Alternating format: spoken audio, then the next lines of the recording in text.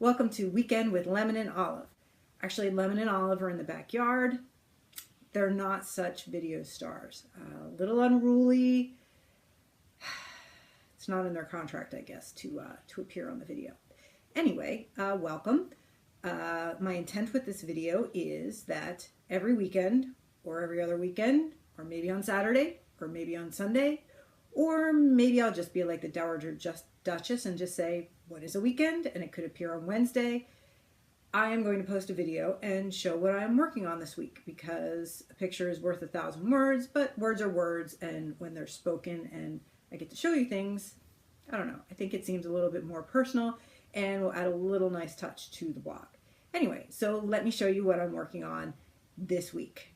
And every week it's going to be different, because some days I'm knitting and some days I'm crocheting and some days I'm making a mess with my art, and it could be anything. And I think that's one of the problems I've had with maintaining any kind of an audience with the blog, because I do mishmash around, but that's who I am and that's what this place is, and that's that. So let me get out what I'm working on. First, I am participating in a knit along from Fiddle Knits. And if I can figure it out, there might be a graphic that goes here. If I can figure it out, in the blog post, I'll put a link to it. Anyway, this is the second knit along I've done with Fiddle Knits. The first one was Bonnie's Wish, and it was a gigantic cabled thing.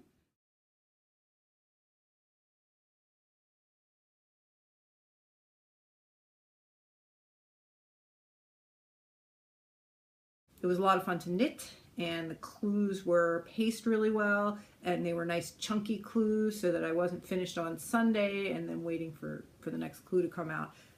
So that was always a good thing, that, you know, the pacing was very good. And so this is the second one, and this is part of her Elemental series. I think there's going to be 4, maybe. It would make sense. Earth, wind, water. No, never mind. Don't listen to me. This one is Earth. I know the next one is water. So that leaves the other 2. You can figure them out. Anyway, so here it is. I'm going to show you right here. Ta-da!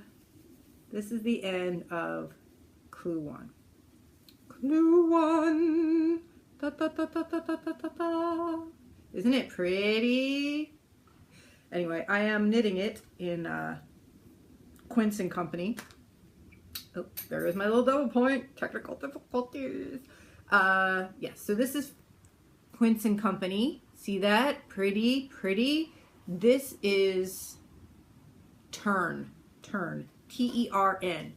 I had planned to buy Finch, which is their other fingering weight. This fingering has merino wool, I think, and silk. And the other one is a straight up wool blend. Or not a blend at all, actually. It's a straight up wool. And this one is a wool silk blend. And I have to say right now, hands down my favorite fingering weight yarn, solid. I have other things that I like for other things, but as far as solids go, love this. So soft, so squishy. I love that. It has a nice hand to it. The drape, as you can see, it's a little stiff, not so drapey. I don't think I would knit something that's like holy lace, but for this it's perfect. Cables have great definition, as you can see, and I'm very happy. Oh my God, look at that. Look at that. I'm becoming my mother. Good thing I'm swimming again. Okay, so that wraps up the knitting for the week. I have other projects that are on needles. They are hibernating, and maybe I'll talk a little bit another weekend about why they're hibernating. And now I'm going to move on to the crochet. Now, let me just say a little bit about crochet. Anyone who's read the blog for years has known that I am not only not a crocheter, but I have poo-pooed crochet. A hook is not 2 needles, and this dee thing, I didn't think was for me. I started taking a class on Craftsy, and I made little amigurumi animals that I talked about a couple blog posts ago, and it was fun, and I got it. So I'm gonna go crocheter. Anyway, I jumped on the bandwagon And I am doing this thing called Sophie's Universe, which started out as Sophie's Garden, and that was the little center square of it. And now it is growing and growing. And right now, I hopefully am going to insert a video showing you how big it is.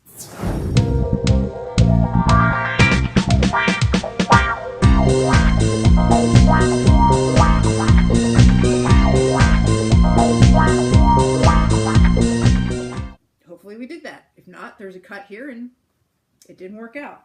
We'll see. But I'm going to pull out the other one I'm doing. I'm making a second one. This is the second one. Did you hear the drum roll? I guess I could put a drum roll in there. Da, da, da, da.